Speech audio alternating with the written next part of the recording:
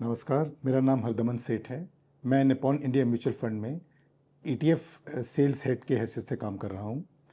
आज हम जिस फंड के बारे में बात करेंगे वो एक बहुत ही यूनिक ऑफरिंग है निप्पॉन की तरफ से, जिसका नाम है Nippon India Nifty 50 value 20 index fund. अब चूंकि ये इंडेक्स फंड है तो मैं आपको इंडेक्स फंड के बारे में बताना चाहूँगा कि जितने भी इंडेक्स फंड्स होते हैं वो पैसिवली मैनेज फंड्स की कैटेगरी के अंडर आते हैं। इसका ये मतलब है कि इसमें कोई भी फंड मैनेजर इन्वॉल्व नहीं होता। जितनी भी इस फंड की इन्वेस्टमेंट है वो एक अंडरलाइंग इंडेक्स के जरिए होती है और इस फंड की जो मैंडेट है वो ये होता है कि उसको एग्जैक्टली इंडेक्स को रेप्लिकेट या कॉपी करना होता है। अब यदि फंड के बारे में बात करें तो जैसे मैंने बताया कि ये एक बहुत ही इंटरेस्टिंग कंसेप्ट है। इसमें जो यूनिवर्स कंसिडर हो रहा है वो निफ्टी 50 स्टॉक्स का यूनिवर्स कंसिडर हो रहा है और निफ्टी 50 स्टॉक्स में से हम 20 स्टॉक्स सिलेक्ट कर रहे हैं। हम यानी जो इंडेक्स प्रोवाइडर है वो 20 स्टॉक सिलेक्ट कर रहा है। वो ऐसे स्टॉक्स हैं जो वैल्यू स्टॉक्स हैं।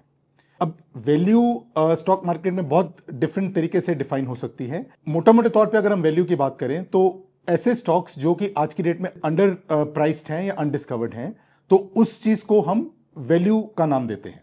लेकिन इंडेक्स ने इस वैल्यू को बहुत ही यूनिक तरीके से डिफाइन किया है। तो इस पर्टिकुलर फंड में अगर हम बात करें तो वैल्यू के 4 पैरामीटर्स हैं जो डिफाइन किए गए हैं: ROCE, price to equity, price to book और डिविडेंड यील्ड। और इन चारों फैक्टर्स को एक सर्टेन वेटेज दिया गया है। तो ROCE को 40% वेटेज दिया गया है, प्राइस टू इक्विटी को 30% वेटेज, प्राइस टू बुक को 20% वेटेज और डिविडेंड यील्ड को 10% वेटेज। अब 50 स्टॉक्स का जो हमारा यूनिवर्स है निफ्टी 50 का, उसमें से इन सब स्टॉक्स का इन चारों पैरामीटर्स का स्कोर कैलकुलेट होता है और प्रेफरेंस जो दी जाती है वो दी जाती है हाई ROCE स्कोर और हाई डिविडेंड यील्ड स्कोर, लो PE और लो PB स्कोर। इस मेथडोलॉजी के बाद हम इनमें से 20 स्टॉक्स का चयन करते हैं। हम यानी अगेन मैं आपको बताना चाहूंगा कि इसमें हम मतलब है कि इंडेक्स प्रोवाइडर। तो जो 20 स्टॉक्स का चयन होता है वो 20 स्टॉक्स का इस 50 स्टॉक्स में से इन पैरामीटर्स के हिसाब से उसका सिलेक्शन होता है। अब यूनिक बात यह है इस फंड में कि ये 20 स्टॉक्स तो इन 50 स्टॉक्स में से ही निकले हैं, लेकिन ये 20 स्टॉक्स की जो कॉन्स्टिट्यूशन है, जो उनका सेक्टोरल एक्सपोजर है, वो निफ्टी 50 से बिल्कुल अलग है। अगर हम सेक्टोरल एक्सपोजर की बात करें तो इस पर्टिकुलर फंड में सबसे हाईएस्ट वेटेज जो है वो IT सेक्टर को मिलता है। इस पर्टिकुलर फंड में फाइनेंशियल सर्विसेज को सेकंड हाईएस्ट वेटेज मिलता है और तीसरे नंबर पे FMCG सेक्टर आता है। जबकि हमें पता है कि निफ्टी 50 में हाईएस्ट वेटेज जो है वो फाइनेंशियल सर्विसेज का है। आपने देखा कि इस फंड में इन्वेस्ट करने के बाद जो हमारा सेक्टर एलोकेशन है बिल्कुल डिफरेंट हो गया।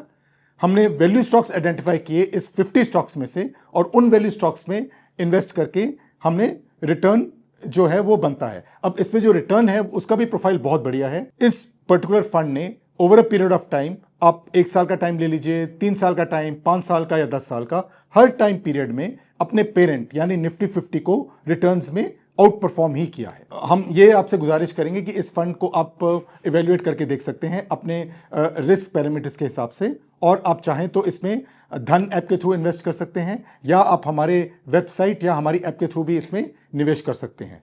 लॉन्ग टर्म इन्वेस्टर जो हैं, जिनका थोड़ी इन्वेस्ट करने की या निवेश करने की अवधि लंबी है, वो लमसम इन्वेस्ट कर सकते हैं और इन्वेस्टर्स के पास सिस्टमेटिक इन्वेस्टमेंट के थ्रू भी इसमें इन्वेस्ट करने का एक विकल्प है। तो that's all from my side. Thank you very much. Investments in the securities market are subject to market risk. Read all the related documents carefully before investing.